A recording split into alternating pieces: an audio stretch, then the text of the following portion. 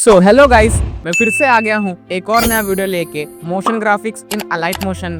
आज के वीडियो में हम इस वाले मोशन ग्राफिक्स का ब्रेक डाउन करेंगे। आप पहले प्रीव्यू देख लो। और यही नहीं, आपको मैं एक और एनिमेशन बताऊंगा, ये टेक्स्ट फ्लिकर एनिमेशन। चलो बिना किसी देरी के वीडियो को शुरू करते हैं। इस तरीके के मोशन ग्राफिक्स को बनाने के लिए आपको सबसे पहले अलाइट मोशन में न्यू प्रोजेक्ट को क्रिएट कर लेना है। क्रिएट करने के बाद आपको सर्कल शेप को इंपोर्ट कर लेना है। इंपोर्ट करने के बाद इसकी साइज को बराबर से आपको एडजस्ट करना है अपने अकॉर्डिंगली, और फिर बराबर से इसको लेफ्ट हैंड साइड में एडजस्ट कर देना है। फिर आपको इसके कलर एंड फिल पे आना है और इसको वाइट कलर दे देना है। चैट जीपीटी का लोगो पीएनजी को इंपोर्ट कर लेना है और उसके साइज को छोटी करके बराबर से इस सर्कल शेप में एडजस्ट कर देना है, कुछ इस तरीके से। बराबर से एडजस्ट करने के बाद आप चाहे तो इसका ग्रुप बना सकते हैं और चाहे तो इसका ग्रुप नहीं भी बना सकते। तो मैं फिलहाल यहाँ पे नई ग्रुप बना रहा हूँ। इतना सब करने के बाद फिर आपको वेक्टर ड्राइंग को इंपोर्ट करना है। वेक्टर ड्राइंग को इंपोर्ट करने के बाद आपको डरना नहीं है। अगर आपने कभी वेक्टर ड्राइंग को इससे पहले यूज़ नहीं किया है तो यहाँ पे मैं आपको बेसिक से बताता हूँ। यहाँ पे जो स्क्रीन के बीच में आप देख रहे हो वो कर्सर रहेगा। आप जैसे ही यहाँ पे ड्रैग पैड पे टच करोगे तो वहाँ पे एक पॉइंट आ जाएगा, या फिर आप यहाँ पे प्लस वाले आइकन पे क्लिक करके भी अपना पॉइंट को ड्रॉ कर सकते हो। वेक्टर ड्राइंग का इतना ही बेसिक है। अभी मैं जैसा ड्राइंग कर रहा हूँ सेम टू सेम आपको भी वैसा ही ड्राइंग करना है। सबसे पहले आपको चैट जीपीटी के लोगो पे आ जाना है। यहाँ पे एक पॉइंट देनी है, फिर आपको यहाँ से स्ट्रेट जाना है और एक और पॉइंट देनी है। फिर से आपको स्ट्रेट जाना है और एक लास्ट पॉइंट दे देनी है। इतना सब करने के बाद फिर आपको इसके कलर एंड फिल पे आना है और यहाँ से इसको नन कर देना है और इसके बॉर्डर एंड शैडो पे आना है। स्ट्रोक के कलर को आपको वाइट कर देना है और स्ट्रोक को एनेबल करके इसकी स्ट्रेंथ को आपको 9.0 कर देनी है। इतना सब करने के बाद मैं एक काम करता हूँ, पहले चैट जीपीटी और सर्कल शेप का ग्रुप बना लेता हूँ। ग्रुप बनाने के बाद इस शेप लेयर को उस ग्रुप के नीचे रखना है आपको। फिर आपको शेप लेयर पे आना है और इसको डुप्लीकेट करनी है और डुप्लीकेट शेप लेयर पे आना है। इसके एडिट शेप में आपको आना है और यहाँ से सेकंड पॉइंट पे आपको आना है और इस वाले ऑप्शन पे आपको क्लिक करना है। जैसे ही आप इस वाले ऑप्शन पे क्लिक करोगे तो यहाँ पे आपका लाइन बेंड हो जाएगा और आपके सामने यहाँ पे 3 पॉइंट आ जाएंगे, फर्स्ट, सेकेंड, थर्ड। फिर आपको सेकेंड पॉइंट पे आना है सेंटर वाली और इसको ऊपर की ओर कुछ इस तरीके से आपको ड्रैग करना है। जैसा मैं वीडियो में कर रहा हूँ सेम टू सेम आपको वैसा ही ड्रैग करना है। मैं यहाँ पे प्रॉपरली ड्रैग कर लेता हूँ। यहाँ पे कुछ इस तरीके से मैंने प्रॉपर ड्रैग कर दिया है। फिर आपको इसी शेप लेयर को वापस से डुप्लीकेट करनी है और उसके एडिट पॉइंट्स पे आना है। आपको इसके सेकेंड पॉइंट पे आना है और इसको इस बार नीचे की ओर कुछ इस तरीके से ड्रैग कर देना है। फिर से आपको इसी शेप को डुप्लीकेट करनी है, इसके एडिट पॉइंट पे आना है और सेकेंड पॉइंट पे आने के बाद फिर से आपको इसको ड्रैग डाउन कर देना है कुछ इस तरीके से। फिर जैसे ही आपके यहाँ पे 3 पॉइंट्स बन के रेडी हो जाए फिर आपको फर्स्ट शेप लेयर पे आना है, इसको डुप्लीकेट करना है। डुप्लीकेट करने के बाद आपको इसके एडिट पॉइंट पे आना है और इसके सेकेंड पॉइंट पे आके आपको ये बेंड वाले ऑप्शन पे क्लिक करना है। फिर से आपके पास 3 पॉइंट्स आ जाएंगे, फर्स्ट, सेकेंड, थर्ड। आपको सेंटर सेकेंड पॉइंट पे आना है और इस बार इसको नीचे की ओर ड्रैग करना है कुछ इस तरीके से। फिर आपको इसी लेयर को डुप्लीकेट करनी है और एडिट पॉइंट में आके सेकेंड पॉइंट में आना है और इसको अभी ड्रैग अप करना है आपको कुछ इस तरीके से। सेम आपको इसी तरीके से एक और पॉइंट को ड्रैग अप कर देना है। मैं फटाफट से कर देता हूँ। इतना सब करने के बाद आपको सबसे पहली शेप लेयर पे आना है, उसके इफेक्ट में जाना है। ऐड इफेक्ट में यहाँ पे सर्च करना है ड्राइंग प्रोग्रेस और यहाँ पे ड्रॉ ग्रैंड्यूली प्रीसेट को इंपोर्ट कर लेना है आपको। इंपोर्ट करने के बाद इसके एंड पॉइंट पे आना है आपको। ये सेकेंड की फ्रेम्स को टाइमलाइन में आगे कर देना है थोड़ा और 1 सेकेंड पे आपको एक की फ्रेम देनी है और इसकी वैल्यू को आपको हाफ कर देनी है। मैं अराउंड 48% तक रख रहा हूँ। फिर आपको टाइमलाइन में आगे जाना है, इस की फ्रेम को आपको डिलीट करनी है। फिर आपको जहाँ तक एनिमेशन चाहिए रहेगा हाफ लाइन का वहाँ पे एक की फ्रेम देनी है और टाइमलाइन में आगे जाके एक और की फ्रेम देनी है। फिर एंड की फ्रेम पे आपको आना है और इसकी वैल्यू को आपको 100% कर देनी है। फिर आपको इस ग्राफ को कॉपी करना है और बाकी के लेयर्स में आपको पेस्ट कर देना है। सो मैं फटाफट से कर देता हूँ। ड्राइंग प्रोग्रेस के बाद हमें एक और इफेक्ट को इंपोर्ट करना है जिसका नाम है डीप ग्लो एनहांसर। सो आपको इफेक्ट पे आना है, यहाँ पे सर्च बार में सर्च करना है डीप ग्लो एनहांसर और इसको इंपोर्ट कर लेना है और इस इफेक्ट को आपको फिर कॉपी कर लेना है और सभी लेयर में पेस्ट कर देना है शेप के।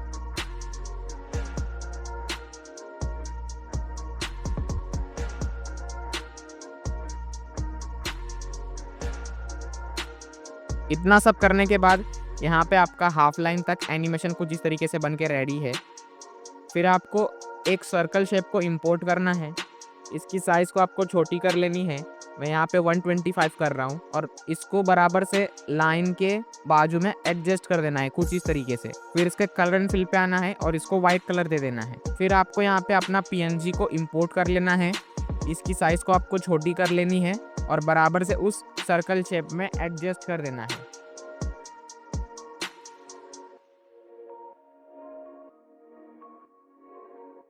एडजस्ट करने के बाद आपको PNG लेयर और सर्कल शेप की लेयर को सिलेक्ट करके इनका ग्रुप बना लेना है। फिर आपको इसी ग्रुप को डुप्लीकेट करना है और इसके मूव एंड ट्रांसफॉर्म में आके आपको यहाँ पे दूसरी लाइन पे बराबर से एडजस्ट कर देना है। फिर आपको इसके एडिट ग्रुप पे आना है और यहाँ पे PNG के कलर एंड फिल पे आना है और यहाँ से आपको दूसरा PNG को इम्पोर्ट कर लेना है। सो ऐसा ही आपको बार बार करते रहना है जब तक आपके सारे पॉइंट्स पे एक एक PNG नहीं आता। तो मैं फटाफट से कर लेता हूँ।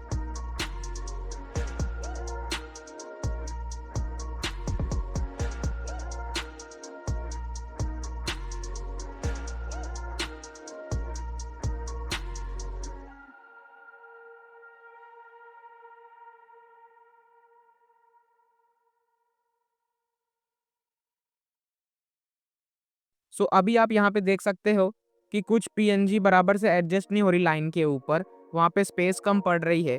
सो उसको बराबर से एडजस्ट करने के लिए आपको नीचे वाली लाइन के शेप लेयर पे आना है, उसके एडिट पॉइंट पे आना है, सेकेंड पॉइंट पे आके आपको इसको थोड़ा और नीचे की ओर ड्रैग करना है और फिर बाकी के ऊपर के दो शेप्स को भी आपको सिमिलरली नीचे की ओर ड्रैग करना है।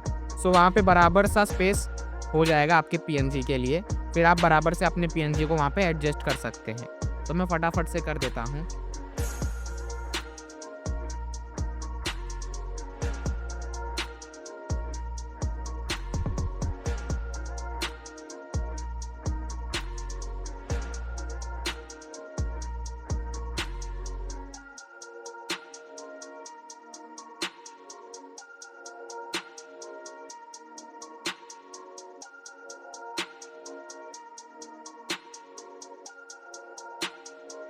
इतना सब करने के बाद हमारा यहाँ पे हाफ लाइन तक एनिमेशन बन के रेडी है।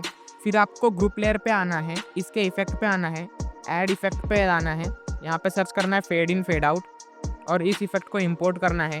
फेड इन की वैल्यू को आपको 40 सेकेंड्स रखना है और फेड आउट की वैल्यू को आपको 0 सेकेंड्स रखना है। फिर आपको इस इफेक्ट को कॉपी करना है और बाकी सारी लेयर में आपको पेस्ट कर देना है।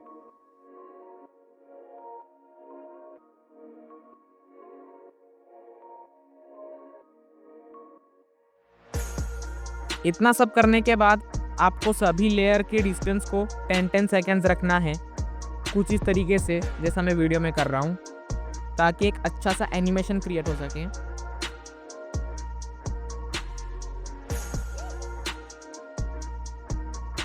सो यहाँ पे मैंने लास्ट लेयर को कुछ ज़्यादा ही पहले एडजस्ट कर लिया है। सो मैं बराबर से उसको टाइमलाइन में पीछे की ओर एडजस्ट कर लेता हूँ।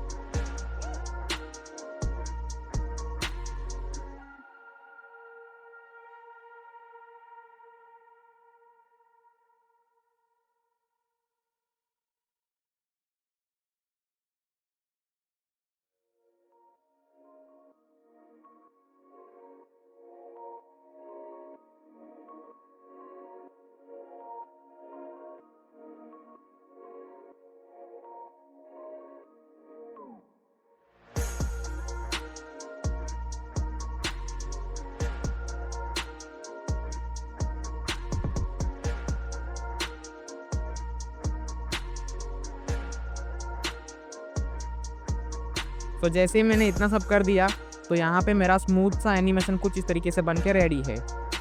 फिर इतना सब करने के बाद जहाँ पे सारी लाइन एक साथ कांटेक्ट में आ रही है, वहाँ से 1-2 सेकंड्स पहले आपको आना है और एक सर्कल शेप को इंपोर्ट करना है और इसको चैट जीपीटी के शेप जितना एडजस्ट कर लेना है आपको साइज़ में। फिर इसके कलर एंड फिल पे आके इसको वाइट कलर देना है। फिर यहाँ से आपको यूट्यूब पीएनजी को इंपोर्ट कर लेना है।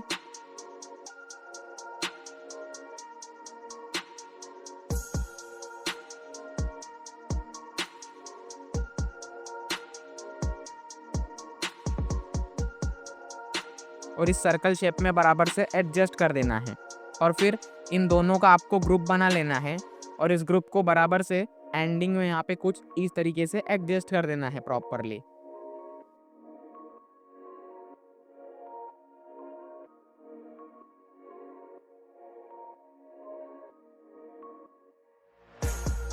इतना सब करने के बाद फिर आपको इस ग्रुप के इफेक्ट पे आना है और यहाँ पे fade in fade out effect को इंपोर्ट कर लेना है। इंपोर्ट करने के बाद फेड आउट की वैल्यू को आपको 0 सेकंड्स रखनी है और फेड इन की वैल्यू को 40 सेकंड्स रखनी है और फिर बराबर से इसको आपको एडजस्ट कर देना है अपने एनिमेशन के अकॉर्डिंगली।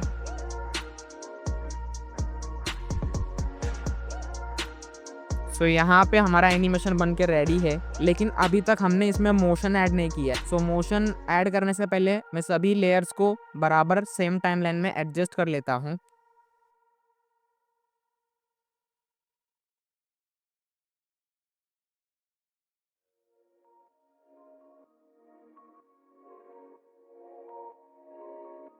फिर आपको मोशन ऐड करने के लिए 3D कैमरा को इंपोर्ट करना है। फिर आपको इसके मूव एंड ट्रांसफॉर्म पे आना है। स्टार्टिंग पे एक की फ्रेम देनी है और 1 सेकेंड पे आना है आपको और यहाँ पे एक की फ्रेम देनी है और फिर आपको बराबर से यहाँ पे जूम कर लेना है जी एक्सिस की मदद से फ्रेम में। आपको ज़्यादा जूम नहीं करना है, अगर आप ज़्यादा जूम करोगे तो आपके पीएनजी का लोगो कट हो सकता है।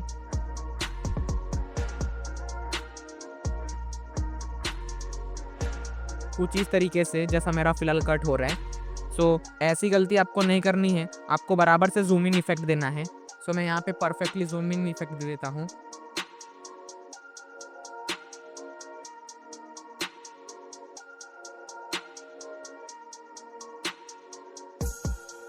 जूम इन इफेक्ट देने के बाद आपको टाइमलाइन में आगे जाना है, जहाँ पे सारी लाइन एक साथ कांटेक्ट में आ रही है वहाँ पे एक की फ्रेम देनी है आपको और इसको कुछ 20 फ्रेम्स पहले एडजस्ट कर देना है बराबर से, कुछ इस तरीके से।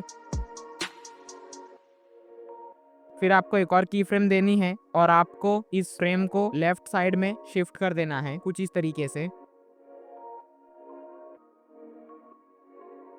जैसे ही आप इतना करोगे तो यहाँ पे आपका स्मूथ सा एनिमेशन बन के रेडी है, लेकिन ये ज़्यादा स्मूथ नहीं दिख रहा। इसको और स्मूथ बनाने के लिए आपको यहाँ पे 4th नंबर वाला ग्राफ अप्लाई कर देना है सभी की फ्रेम्स के बीच में। सो फाइनली आपका यहाँ पे स्मूथ सा मोशन ग्राफिक कुछ इस तरीके से बन के रेडी है।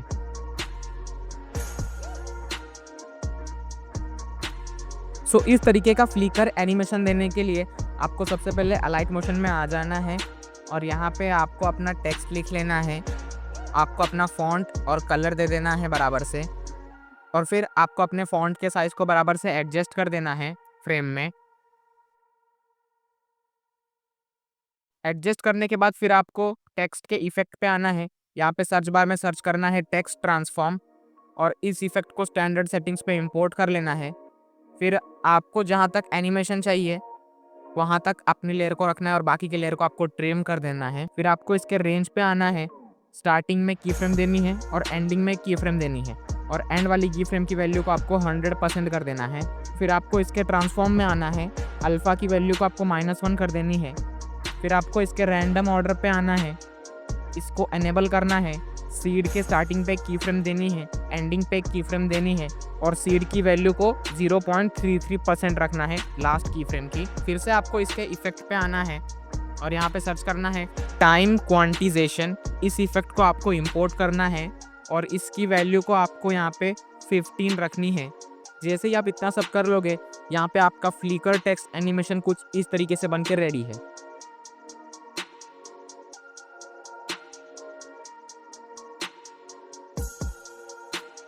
सो बस आज के वीडियो में बस इतना ही, मिलते हैं किसी नई वीडियो में। और अगर आपने अभी तक मोशन ग्राफिक्स का पार्ट 1 नहीं देखा है तो इस वीडियो पे क्लिक करके आप देख सकते हो।